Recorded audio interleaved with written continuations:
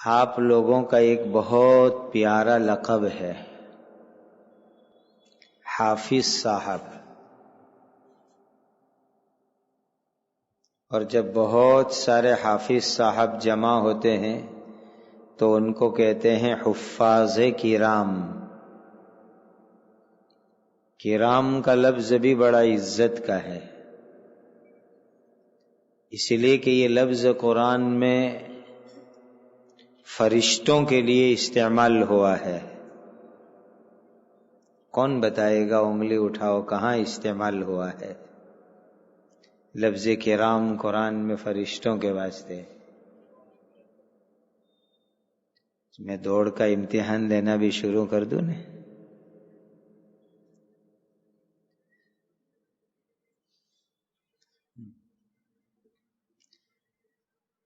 کرام بررہ یاد آ گیا؟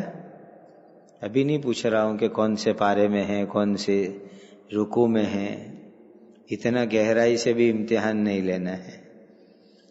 تو کرام یہ اللہ تعالیٰ کے فرشتوں کی ایک مبارک جماعت کا وصف، ان کی صفت اللہ نے قرآن میں بیان فرمائی۔ تو فرشتوں والا مبارک لفظ حفاظ کے ساتھ لگتا ہے، حفاظ کرام، یعنی یہ حافظ جو بڑے عزت والے ہیں، بڑے بزرگی والے ہیں، بڑے کرامت والے ہیں۔ دوسری ایک بات یہ یاد رکھو کہ یہ حافظ لقب تو حقیقت میں اللہ تعالی کا لقب ہے۔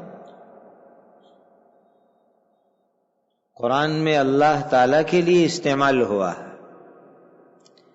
اِنَّا نَحْنُ نَزَّلْنَا الذِّكْرَ وَإِنَّا لَهُ لَحَافِظُونَ۔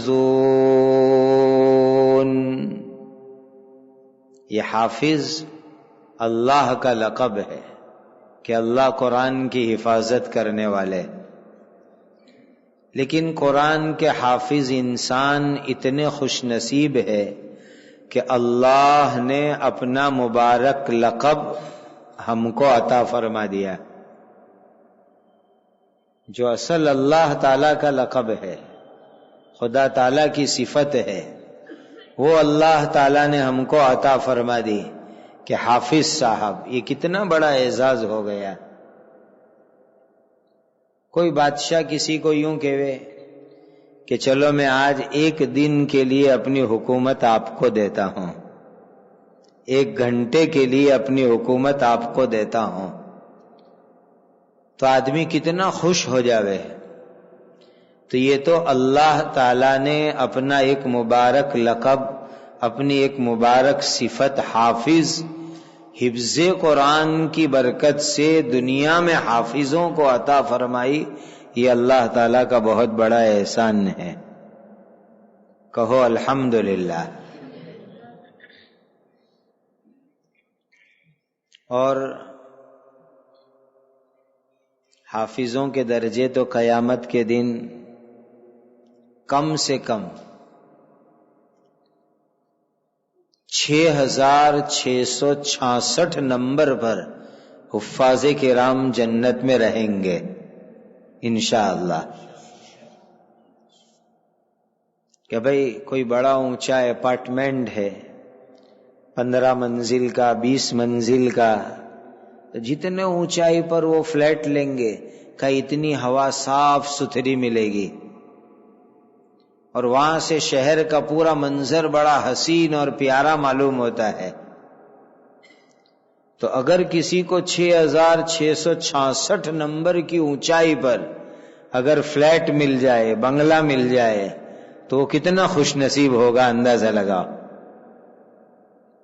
حافظ قرآن کے لیے حدیث میں آتا ہے کہ اللہ تعالیٰ قیامت کے دن فرمائیں گے اقرا، پڑھو قرآن کی آیت کو، ورتقی، جنت کے درجات کے اوپر چڑھو، تمہاری آخری منزل وہ ہوگی جہاں جا کر کے قرآن مجید کی تمہاری تلاوت مکمل ہو جاوے۔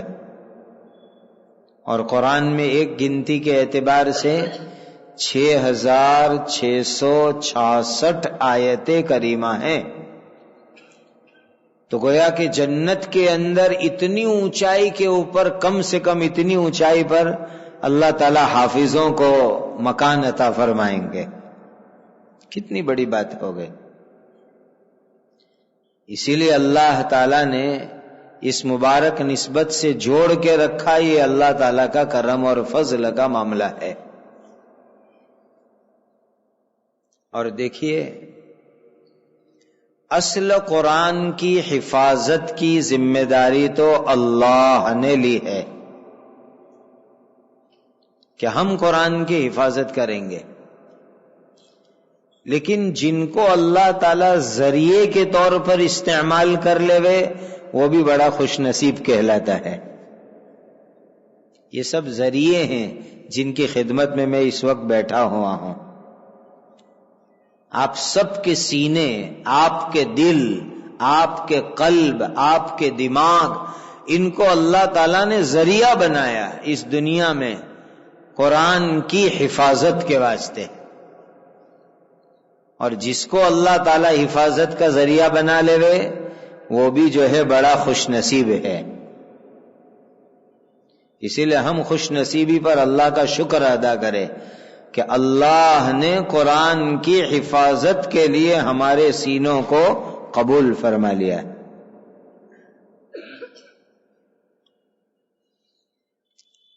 اب ایک حدیث میں آپ کو بخاری شریف کی سناؤں.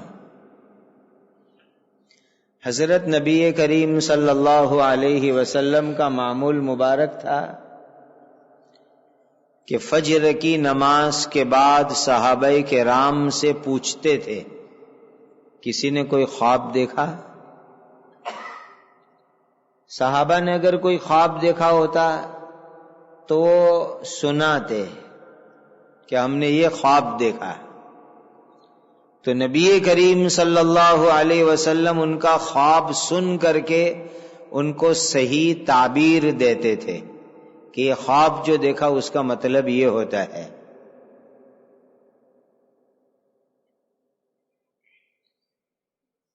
اس مجمع سے حضور سوال فرماتے ہیں اگر کسی نے کوئی خواب نہیں دیکھا اور اس رات میں نبی کریم صلی اللہ علیہ وسلم نے کوئی خواب دیکھا ہوتا تو حضور اپنا خواب بیان فرماتے کہ میں نے آج رات یہ خواب دیکھا اور یہ اس کی تعبیر ہے. تو ایک روز معمول کے مطابق نبی کریم صلی اللہ علیہ وسلم نے اپنا خواب بیان فرمایا. اور نبی کا خواب اللہ کی طرف سے وحی ہوتا ہے. لمبا خواب حضور نے سنایا، بہت لمبا، جس میں عجیب عجیب چیزیں نبی کریم صلی اللہ علیہ وسلم نے دیکھی، وہ بتلائی حضور نے. اس میں ایک بات میں آپ کو بیچ میں سے سناؤں کہ ارشاد فرمایا کہ میرے پاس 2 شخص آئے، یعنی ایک حضرت جبرائیل تھے اور دوسرے حضرت میکائیل تھے. دونوں اللہ کے بہت بڑے فرشتے ہیں. کہ وہ آئے میرے پاس اور مجھے اٹھایا ان دونوں نے، اور اٹھا کر کے وہ دونوں مجھے لے کر کے چلے. بہت ساری چیزیں انہوں نے مجھے دکھائی. دکھاتے دکھاتے ایک جگہ پر لے گئے کہ ایک انسان سویا ہوا ہے، زمین پر لیٹا ہوا ہے، اور دوسرا انسان اس کے پڑوس کے اندر ایک بڑا بھاری پتھر لے کر کے کھڑا ہوا ہے، بہت بڑا پتھر لے کر کے. وہ کھڑا ہوا انسان پتھر لے کر کے اس سوئے ہوئے انسان کے سر پر زور سے مارتا ہے، جس کی وجہ سے اس انسان کا سر کچل دیا جاتا ہے، خون نکلتا ہے، سر کے چورے چورے ہو جاتے ہیں. آج ہم کو ایک چھوٹا پتھر لگے تو کتنی تکلیف ہوتی ہے. اگر کوئی بڑا پتھر چٹان اٹھا کر کے منہ پہ مار دے، سر پہ مار دے، پورا سر چورے چورا ہو جائے، منہ چورے چورا ہو جائے، کتنی سخت تکلیف ہوتی ہوگی۔ تو ایک انسان لیٹا ہوا ہے،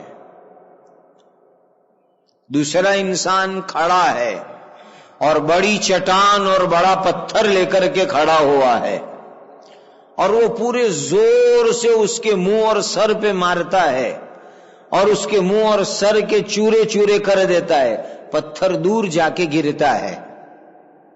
تو وہ پتھر لینے کے لیے جاتا ہے، جتنی دیر میں وہ پتھر لے کر آتا ہے اتنی دیر میں اس کا منہ اور سر قدرتی طور پر اچھا ہو جاتا ہے، پھر آ کر کے زور سے مارتا ہے اس کو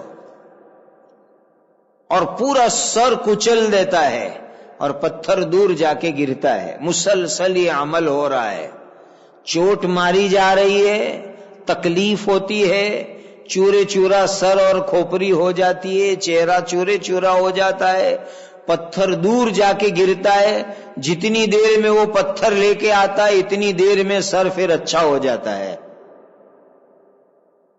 حضرت نبی کریم صلی اللہ علیہ وسلم کا دل بہت نرم تھا، جب یہ منظر دیکھا تو آپ نے پوچھا جبرائیل اور میکائیل کو، یہ کیا ہو رہا ہے؟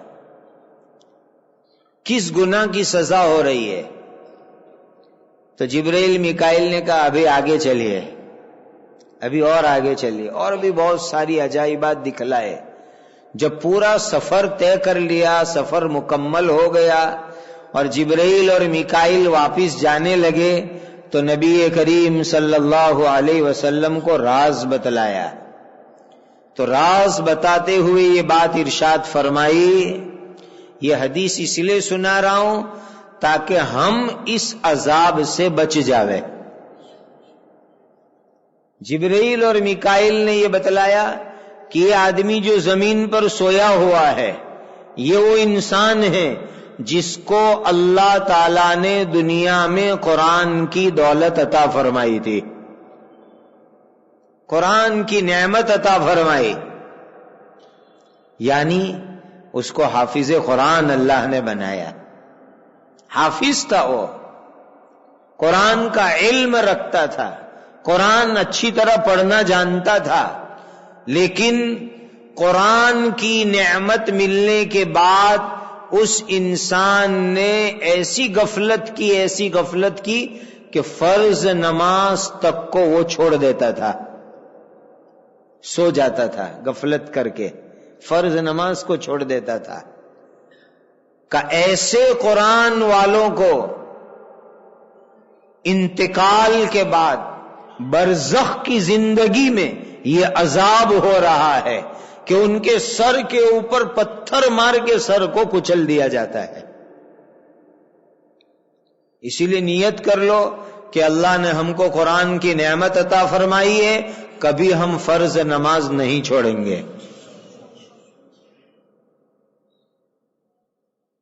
تراویح ہو جاتی ہے تو یوں سمجھتے ہیں کہ آج کی ذمہ داری ختم ہو گئی، اور پھر شاندار دسترخوان لگے گا، اور دسترخوان کے بعد شہر میں چکر لگانے کے لیے نکلیں گے تفریح میں۔ آدھی پونی رات گزر جاتی ہے، بعض مرتبہ آدھی پونی رات کے بعد سو جائیں گے، فجر کی نماز قضا ہو جائے گی رمضان کی، بعض مرتبہ ظہر کی نماز قضا ہو جاتی ہے، الگ سے پڑھتے ہیں۔ یہ بہت بری اور خطرناک چیز ہے، اس سے اپنے آپ کو بچانا چاہیے۔ میں نے اسی مقصد سے یہ حدیث سنائی کہ عزم کر لو کہ رمضان ہو کہ رمضان نہ ہو، کبھی بھی جو ہے ہماری فرض نماز چھوٹنے نہ پاوے۔ کہو انشاءاللہ فرض نماز پوری پابندی کے ساتھ ادا کریں گے۔ اور ہم تو بہت خوش نصیب ہے، اللہ تعالیٰ نے کتنی بڑی فضیلت رکھی کہ جو آدمی، جو شخص کھڑے ہو کر نماز میں قرآن پڑھتا ہے تو ہر حرف پر اللہ تعالیٰ اس کو 100 نیکیاں عطا فرماتے ہیں، 100 نیکی۔ آپ میں سے کسی کو معلوم ہے بسم اللہ میں کتنے حروف ہے؟ بسم اللہ الرحمن الرحیم میں 19 حروف ہے، 10 اور 9 19 حروف۔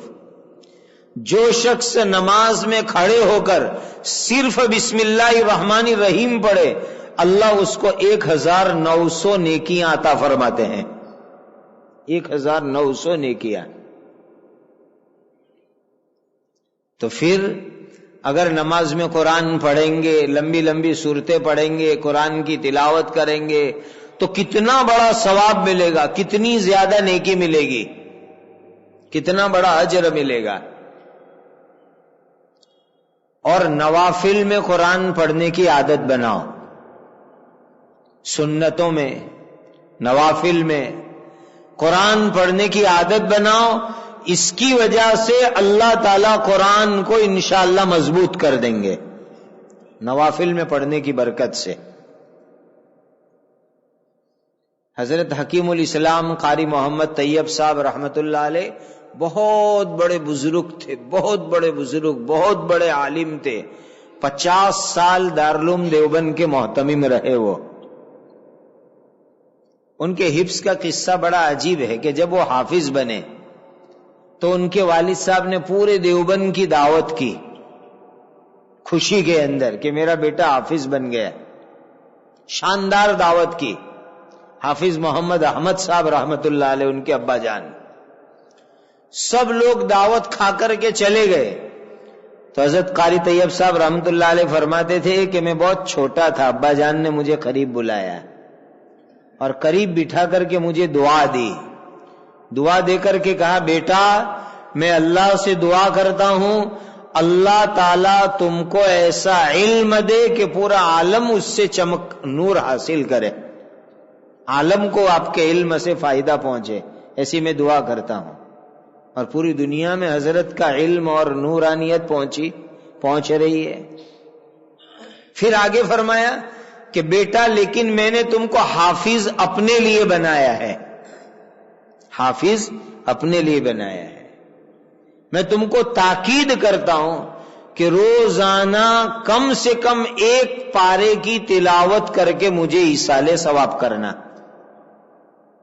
تو دیکھنے والے جانتے ہیں حضرت قاری طیب صاحب رحمت اللہ علیہ دارالعلوم دیوبند کے اہتمام کی مشغولیت، جب ہمارے علاقے میں سالانہ جلسوں میں تشریف لاتے تھے، اس سفر کی مشغولیت، کیسا بھی سفر ہو، دارالعلوم کے کیسے بھی کام ہو، مغرب کے بعد اوابین کے اندر 1 پارہ پڑھنے کا پورا سال، پوری زندگی حضرت کا معمول رہا، پورا سال، پوری زندگی مغرب میں اوابین میں 1 پارہ مکمل اطمینان سے تلاوت فرماتے تھے۔ یہ نوافل کی تلاوت یہ قرآن کو مضبوط کرنے کا بہترین ذریعہ ہے، اس سے قرآن بہت عمدہ مضبوط ہو جاتا ہے۔ اور دیکھیے اصل تو یاد کروانا اللہ تعالی کے قبضے قدرت میں ہے۔ قرآن نے فرمایا سَنُقْرِئُكَ فَلَا تَنْسَى سَنُقْرِئُكَ فَلَا تَنْسَى إِلَّا مَا شَاءَ اللَّهُ۔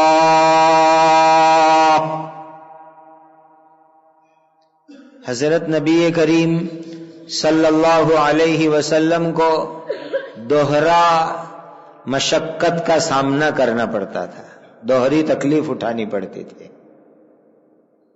اللہ تعالیٰ نے اس موقع کے اوپر ہی آیت نازل فرما کر کے آپ کو تسلی دی کہ آپ کے سینے کے اندر قرآن تو ہم جمائیں گے، اسی لیے آپ حضرات جو ہے دعاؤں کا بھی اہتمام کیجئے کہ اللہ سبحانہ و تعالی ہمارے سینے میں، ہمارے دل دماغ میں قرآن کو مضبوطی سے جمع دے وے، اس کی دعا کا بھی اہتمام کرنا چاہیے۔ تو جس طرح نوافل کی تلاوت یہ ذہن میں قرآن کے مضبوط ہونے کا ذریعہ ہے، اس طریقے سے دعاؤں کا بھی خصوصی طور پر اہتمام کرنا چاہیے۔ کہ اللہ اس کی برکت سے قرآن کو ذہن کے اندر محفوظ کروا دے۔ میرے پیر و مرشد حضرت اقدس مفتی محمود حسن گنگوہی رحمت اللہ علیہ کئی مرتبہ حضرت کی زبان سے یہ بات سنی کہ اس زمانے کے اندر جمعہ کے دن دیوبند سے گنگوہ اپنے وطن حضرت تشریف لے جاتے، سواریاں نہیں تھی، بسیں بھی نہیں تھی اس زمانے میں۔ پوچھا حضرت کتنی دیر لگتی تھی آپ کو دیوبند سے گنگوہ تک پیدل تشریف لانے میں، چل کے تشریف لے جانے میں؟ تو فرمایا کہ یہ تمہارے گھڑی گھنٹے ہمارے پاس اس زمانے میں تھے کہاں کہ ہم حساب لگائے کہ 2 گھنٹے لگے، 4 گھنٹے لگے، 5 گھنٹے لگے، گھڑیاں تھی نہیں ہمارے پاس۔ کفر کا فجر کی نماز دیوبند پڑھ کر کے میں گنگوہ کے لیے چلتا تھا تو دیوبند سے میں قرآن مجید کی تلاوت شروع کرتا تھا، تو گنگوہ پہنچتے ہوئے کبھی 23واں پارہ ہوتا، کبھی 24واں پارہ ہوتا، اتنے میں گنگوہ پہنچ جاتا ہے۔ کثرت سے تلاوت، خوب تلاوت۔ عربی میں جملہ مشہور ہے، اذا تکرر علی اللسان تقرر فی القلب، ایک چھوٹے قاف سے دوسرا بڑے قاف سے۔ جب کوئی چیز زبان پر بار بار آتی ہے تو اس کو دل کے اندر جمنا آسان ہو جاتا ہے۔ جب کثرت سے تلاوت کریں گے، خوب تلاوت کریں گے تو اس کی برکت سے قرآن دل کے اندر محفوظ ہو جائے گا، مضبوط ہو جائے گا۔ اور معمول تھا کہ روزانہ مکمل ایک قرآن مجید کی تلاوت ہو جاتی تھی زبانی۔ مجلس کا وقت ہوتا، پھر حضرت فرماتے لیٹ جانا ہے، تو لوگ سمجھتے کہ بوڑھاپا ہے، تھکن ہے، تو چادر تان کر کے حضرت جو ہے لیٹ جاتے، لیکن قریب بیٹھ کر کے سنائی دیتا تھا کہ چادر اوڑھ کر کے حضرت کی تلاوت جاری ہوتی تھی۔ لوگ یہ سمجھ رہے لیٹ گئے، لیکن تلاوت جاری ہوتی، اور روزانہ پوری پابندی سے ایک مکمل قرآن مجید کی تلاوت فرما لیا کرتے۔ اور اس سے آگے کی ایک عجیب بات ابھی ایک کتاب میں پڑھی، حضرت مولانا محمد احمد صاحب پرتاپ گھڑی رحمت اللہ علیہ کے اشعار جو اللہ کے عشق اور محبت میں ہیں، وہ نئے سرے سے شاندار چھپ کے آئے ہیں۔ اس کے مقدمے کے اندر ان کے کچھ حالات لکھے ہوئے ہیں، تو ان کے شیخ تھے حضرت مولانا بدر علی نقشبندی رحمت اللہ علیہ۔ عجیب ان کے حالات لکھے ہیں کہ حضرت کو مکمل قرآن مجید تو زبانی یاد ہی تھا، حافظ تھے، لیکن بخاری شریف کے بھی حضرت حافظ تھے، اور کب معمول تھا روزانہ پورے سال ایک قرآن کی مکمل تلاوت فرماتے اور ایک بخاری شریف کی مکمل تلاوت فرماتے۔ روزانہ کا یہ معمول تھا، پورا قرآن تلاوت کرنا اور پوری بخاری شریف کی تلاوت مکمل کرنا۔ جب کثرت سے تلاوت ہوگی تو 2 برکتیں سامنے آئے گی، ایک اللہ تعالی وقت میں برکت کا معجزہ بھی، کرامت بھی عطا فرمائیں گے، کرامت دیں گے کہ آپ کم وقت میں بہت زیادہ تلاوت کر لیں گے۔ یہ کثرت سے تلاوت کی برکت سے حاصل ہوتا ہے۔ حضرت شاہ اسماعیل شہید رحمت اللہ علیہ کی کرامت کئی کتابوں میں لکھی ہوئی ہے، مشہور ہے کہ عصر اور مغرب کے درمیان میں پورے قرآن کی تلاوت کر لیا کرتے تھے، عصر اور مغرب کے درمیان میں۔ تو دلی میں کئی لوگوں نے اشکال کیا کہ حضرت یہ ہماری سمجھ میں نہیں آتا، کہ ایک روز مجلس رکھو، ایک پروگرام رکھا باقاعدہ، اور دلی کے لوگ بہت بڑی تعداد میں شامل ہوئے، بہت بڑی تعداد میں مجمع آیا، جمنا ندی کے کنارے پر پروگرام ہوا۔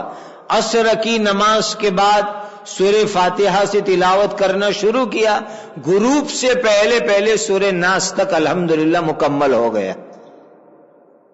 بڑے مجمع نے اپنے کان سے سنا، مشاہدہ کیا۔ تو کثرت سے تلاوت، اس کی برکت سے جہاں حفظ مضبوط ہوتا ہے، وہیں پر اللہ تعالیٰ کم وقت کے اندر زیادہ تلاوت کی برکت بھی عطا فرماتے ہیں۔ اور دیکھیے آج کثرت سے ہمارے حفاظ کرام کو ایک شکایت رہتی ہے، یاد نہیں ہوتا۔ تو ہم تو یہ کرتے ہیں کہ عید کے بعد جو ہے قرآن بند کرتے ہیں، تو رجب شعبان کے اندر اس کو کھولتے ہیں۔ پورے سال مسجد کے اندر گھر میں بہت حفاظت سے لحاف میں لپیٹ کر کے وہ رکھا ہوا رہتا ہے۔ پورا سال اس کی تلاوت کا، اس کو یاد کرنے کا، اس کے دور کا، اس کو نوافل میں پڑھنے کا، چلتے پھرتے پڑھنے کا معمول بنائیے، تو پھر رجب شعبان کے اندر جو ٹینشن الجھن ہوتی اللہ تعالیٰ اس کو ختم فرما دیں گے۔ اور ایک بڑی بات دوسری بتلاؤں، آپ برا نہ مانیں، مشہور بات ہے، حضرت امام شافعی رحمت اللہ علیہ نے اپنے استاد امام وقی سے شکایت کی تھی یاد نہ رہنے کی۔ امام وقی کا مزار قرافہ کے اندر جہاں پر ہے مصر میں، اس مزار کے اوپر دروازے پر یہی اشعار لکھے ہوئے ہیں۔ امام شافعی رحمت اللہ علیہ کا مزار چند قدموں پر ہے، امام وقی کا مزار یہاں پر ہے، چند قدموں کے فاصلے پر لکھا ہوا ہے، شقوت الی وقیع لسوء حفظی فاوصانی الی ترک المعاصی، کہ میں نے اپنے استاد سے شکایت کی کہ حضرت مجھے یاد نہیں رہتا، حافظہ کمزور ہو گیا، تو ارشاد فرمایا بیٹا گناہ کرنا چھوڑ دو، گناہ چھوڑ دو۔ فَإِنَّ الْعِلْمَ نُورٌ مِّنْ إِلَٰهِ، اور قرآن تو اصل نور کا مخزن ہے، منبع ہے، اصل منبع علم کا قرآن ہے۔ فَإِنَّ الْعِلْمَ نُورٌ مِّنْ إِلَٰهِ وَنُورُ اللَّهِ لَا يُعْطَىٰ لِعَاصِهِ، یہ تو اللہ کا نور ہے، اور گنہگاروں کو اللہ تعالیٰ یہ نور نہیں عطا فرمایا کرتے۔ آپ برا نہ مانیں، آج ہمارے حفاظ کرام جن آنکھوں سے قرآن پڑھتے ہیں، انہی آنکھوں سے موبائل پر نہ دیکھنے کی چیزیں بھی دیکھتے ہیں، گندی گندی تصویریں، فلمیں، وہ بھی دیکھتے ہیں۔ ذرا سی دیر کے لیے اپنے اندر احساس پیدا کرو، جن آنکھوں سے ہم اللہ کا کلام پڑھے، اللہ کا قرآن پڑھے، ان آنکھوں سے ہم حرام چیزوں کو دیکھیں۔ ایک ہی برتن کے اندر دودھ اور پیشاب تھوڑا ہی ٹھیک رہ سکتا ہے، اور انہی کانوں کے ذریعے سے جس سے قرآن سنیں گے، ان کانوں کے ذریعے سے گانوں کی آوازیں سنیں گے، فلموں کی آوازیں سنیں گے، غلط چیزوں کو سنیں گے، تو اس کی نحوست یہ ہوگی کہ حافظے کے اوپر اس کا اثر ہوگا۔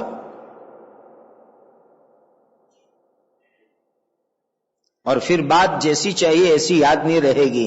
اسی لیے رو رو کر کے صلاۃ التوبہ پڑھ کے اللہ سے معافی مانگو کہ جو غلط چیزیں آنکھ سے دیکھی، جو غلط چیزیں کان سے سنی، اللہ سے توبہ کرو، اور توبہ کرنے کے ساتھ ساتھ پھر مضبوطی سے یاد کرو، دور کرو، تو انشاءاللہ العزیز قرآن کو اللہ تعالیٰ دل میں جما دیں گے۔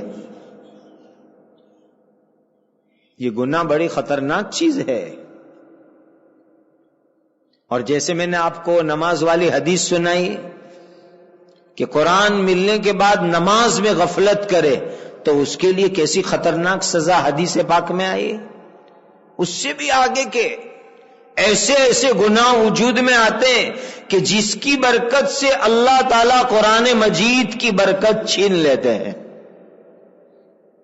اسی لیے اس کی طرف بہت خاص توجہ، بہت خاص دھیان ہونا چاہیے کہ ہم جب اللہ تعالیٰ نے اتنی بڑی نعمت عطا فرمائی تو ہم اپنے بدن کے اعضاء کی گناہوں سے حفاظت کریں، آنکھ سے غلط چیز نہ دیکھے، کان سے غلط چیز نہ سنے. سب سے بڑی بات زبان. جس زبان سے ہم تراویح میں قرآن سنائیں گے، جس زبان سے دور یاد کریں گے، اس زبان سے ہم غلط چیز نہ بولے.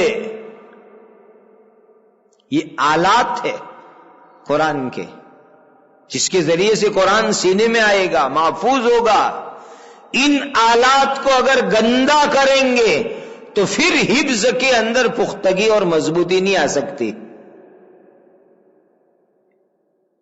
خوب گناہوں کے اوپر توبہ کرو، استغفار کرو اور اپنے آپ کو گناہوں سے بچاؤ. بعض مرتبہ حفاظ کرام کی ایسی ایسی شکایتیں رمضان میں آتی ہے کہ شرم کے مارے ہمارا سر جھک جاتا ہے.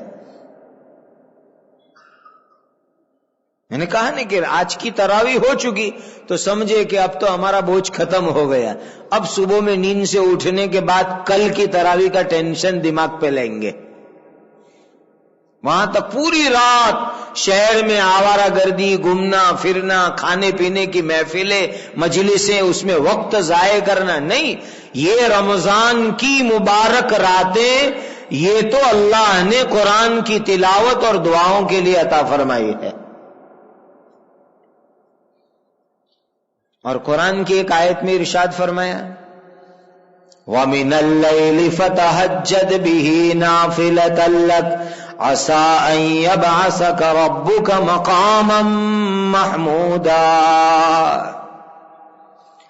إِنَّ قُرْآنَ الْفَجْرِ كَانَ مَشْهُودًا.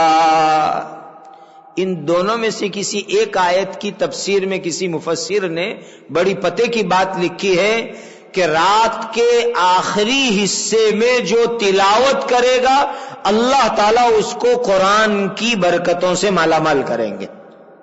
اس کا قرآن کا حفظ بھی مضبوط ہوگا اور قرآن کے علوم کے چشمے بھی اللہ تعالیٰ اس کے اوپر کھولیں گے. رات کے آخری حصے کی تلاوت.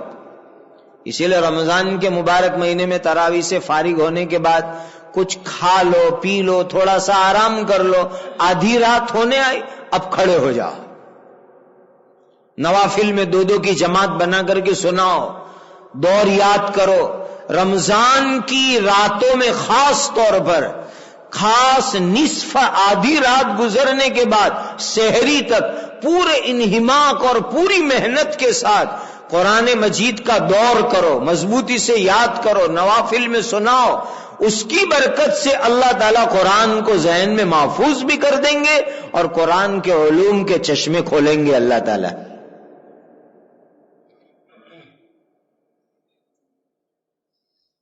اور دیکھیے آپ تراویح کو امامت سے کچھ ہلکا سمجھتے ہو.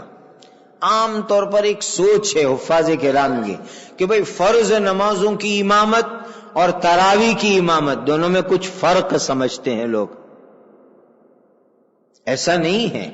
مصلی مصلی ہے، امامت امامت ہے، ذمہ داری ذمہ داری ہے. ہر حافظ قرآن جو تراویح سنائیں وہ نماز کے اور طہارت کے بنیادی مسائل کو بھی اچھی طرح جان لے. کن چیزوں سے نماز فاسد ہوتی ہے، کن چیزوں کی وجہ سے نماز میں گڑبڑی پیدا ہوتی ہے. بہت سو کو مسائل کا علم نہیں. حافظ ہوئے، والد صاحب کی چاہت ہے کہ مسجد میں میرا بیٹا تراویح پڑھائے اور مسجد والوں سے میرا تعلق ہے. اب تعلق کی بنیاد کے اوپر ان کو مصلی پر کھڑا کروا دیتے ہیں. بیچارے کو نماز کے فرائض معلوم نہیں، واجبات معلوم نہیں، نماز توڑنے والی چیزوں کا علم نہیں، اور وہ تراویح سنا رہا ہے. صرف قرآن نہیں، قرآن اور صحیح تراویح کی نماز یہ دونوں چیزیں مقصود ہے. دونوں کی اسی اہمیت ہے. اسی لیے آپ لوگ مسائل کو بھی اچھی طرح سیکھ لیں. اپنے اپنے استاد صاحب کی خدمت میں بیٹھ کر کے یا کسی عالم کے پاس جا کر کے ابھی 2-4 روز باقی ہے، نماز کے بنیادی مسائل سیکھ لیجئے. فرائض، واجبات، جن چیزوں کی وجہ سے نماز فاسد ہو جاتی ہے، نماز ٹوٹ جاتی ہے، اس کا علم بھی بہت ضروری. اور اس سے پہلے طہارت کے مسائل. طہارت کے مسائل سے بھی بڑی غفلت. ہمارے یہاں کتابوں کے اندر جہاں مسئلے مسائل پڑھاتے ہیں وہاں استبراء کے مسائل لکھے ہوئے ہیں کہ پیشاب کرنے کے بعد تھوڑی دیر اطمینان سے کھانسی کر لیوے, کچھ حرکت کر لیوے تاکہ پیشاب کا کوئی قطرہ ہو تو وہ نکل جاوے. اب آج ماحول کیا بن رہا ہے, جلدی جلدی آئے, پیشاب کیا اور فوراً اٹھ کر کے آ گئے, وضو کیا اور مصلی پہ آ کے کھڑے ہو گئے.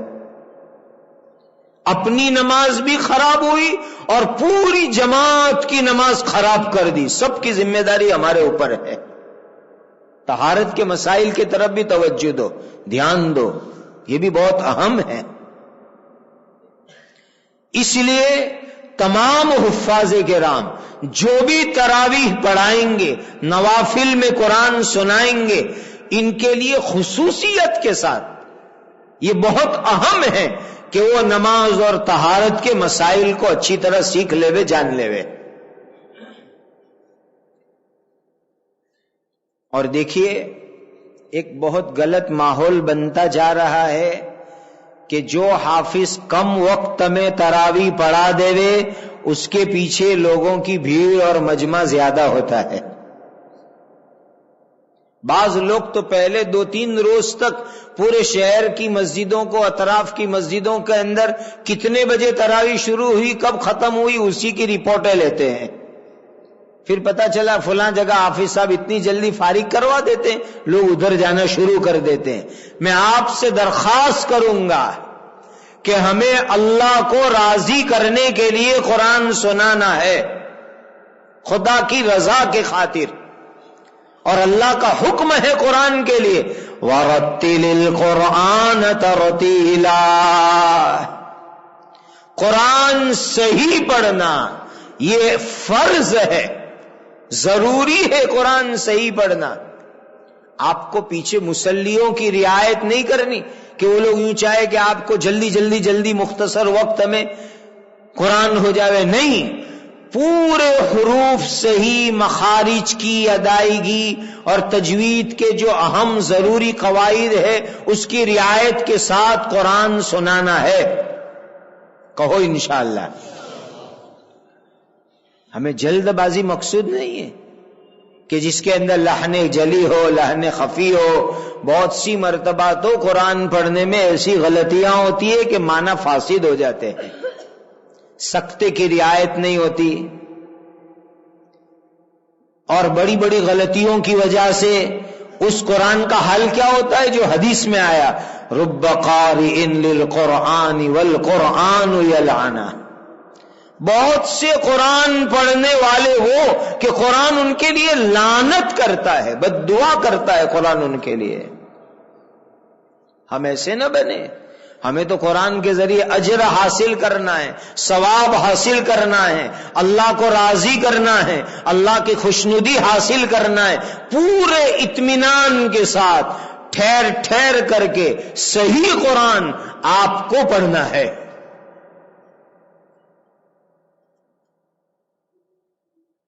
اور بہت سی جگہوں کے اوپر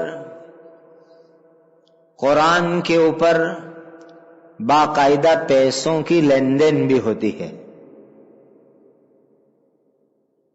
یہ بھی ہمارے قرآن کی کمزوری کا ایک سبب ہے کہ باقاعدہ پہلے سے اس کی لالچ ہمارے دلوں میں رہتی ہے کہ بھئی اتنا بڑا لفافہ ہم کو 27 یا 29 کو ملنے والا ہے.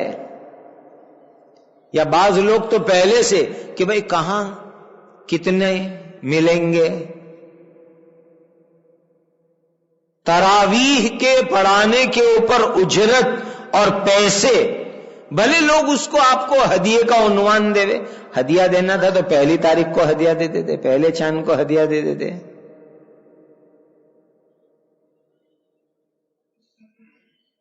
حضرت مفتی اسماعیل صاحب کچھولوی دامت برکاتہم العالیہ جس زمانے میں ہمارے یہاں ڈابھیل میں تھے تو مدرسے کے 2 طالب علم کو اپنے وطن کچھولی میں حفظ کے لیے حضرت نے طے کیا. اب دونوں اس وقت مدرس بن چکے ہیں، بہترین قرآن کے قاری، اس وقت وہ پڑھتے تھے. تو ان دونوں نے خود مجھے یہ واقعہ سنایا کہ ہم جب 29 شعبان کو پہنچے تو اس دن حضرت مفتی صاحب نے اس زمانے کے اعتبار سے ایک رقم ہم دونوں کی جیب میں رکھ دی کہ لو رمضان میں خرچے میں کام آئے گی. یہ ہدیہ کہلاتا ہے. اب یہ تو باقاعدہ آپ کو 27 یا 29 کو اعزاز کے ساتھ حافظ صاحب کی خدمت کے اندر پھول ہار کے ساتھ لفافہ پیش ہو رہا ہے، تھیلی پیش ہو رہی ہے. اس کی طرف نظر نہیں، ہماری نظر اللہ کی رضا کی طرف. ہم اللہ کو راضی کرنے کے لیے قرآن پڑھا ہے، اس کے اوپر پیسوں کے ہم امید اور آرزو نہ رکھے. اللہ کے لیے قرآن پڑھاؤ، اللہ تعالی ہماری ضروریات کو انشاءاللہ اپنے خزانے غیب سے پورا فرمائیں گے. سب اپنی برادری کے لوگ بیٹھے، اس لیے میں یہ باتیں کر رہا ہوں. ہماری آج کل مدرسوں کے اندر موبائل کے مسائل بڑے ٹیڑھے ہو رہے ہیں، بہت تکلیف ہو رہی ہے. تو ابھی کچھ دن پہلے اس علاقے کے کئی مدرسوں کے ذمہ داران حضرات جمع ہوئے تھے موبائل کے مسائل کے سلسلے میں. تو سوال آیا ایک بہت بڑا کہ ان کے پاس 50 40 ہزار روپے کے موبائل آتے کہاں سے؟ اس میں سے بہت سے طلبہ تو وہ ہیں جو مدرسے میں زکوٰۃ سے پڑھتے ہیں، مستحق میں اپنا نام لکھواتے ہیں، فیس نہیں ادا کرتے مدرسے میں اور پڑھتے ہیں. پھر اتنے مہنگے مہنگے موبائل، ابھی پکڑا گیا چند دن میں دوسرا لائے، پھر پکڑا گیا چند دن میں تیسرا لائے. تو پھر ان سے پوچھا گیا کہ یہ موبائل لاتے کہاں سے؟ تو کئی حفاظ کرام نے جو ابھی عربی کتابوں میں ہو انہوں نے بتلایا کہ وہ رمضان میں جو تراویح پر پیسے ملتے ہیں اس پیسے سے وہ موبائل خرید کے لاتے ہیں. اب اس کا نقصان کتنا لمبا ہوا، ان کی تعلیم کا نقصان، اخلاق کا نقصان، اور اس کی وجہ سے مدرسے کے اندر بدنامی، اور یہاں قرآن کے اوپر انہوں نے کھل کر کے اس طرح پیسے لی. کتنے بڑے نقصانات، اندازہ لگاؤ. اس لیے اللہ تعالیٰ نے یہ نعمت عطا فرمائی ہے، اس کی قدر کرو اور خوب تلاوت کا معمول بناؤ. پورا سال رمضان ہو کہ رمضان نہ ہو اسے چھٹی نہ ملی جس نے سبق یاد کیا. مکتبہ عشق کے انداز نرالے دیکھے، اسے چھٹی نہ ملی جس نے سبق یاد کیا.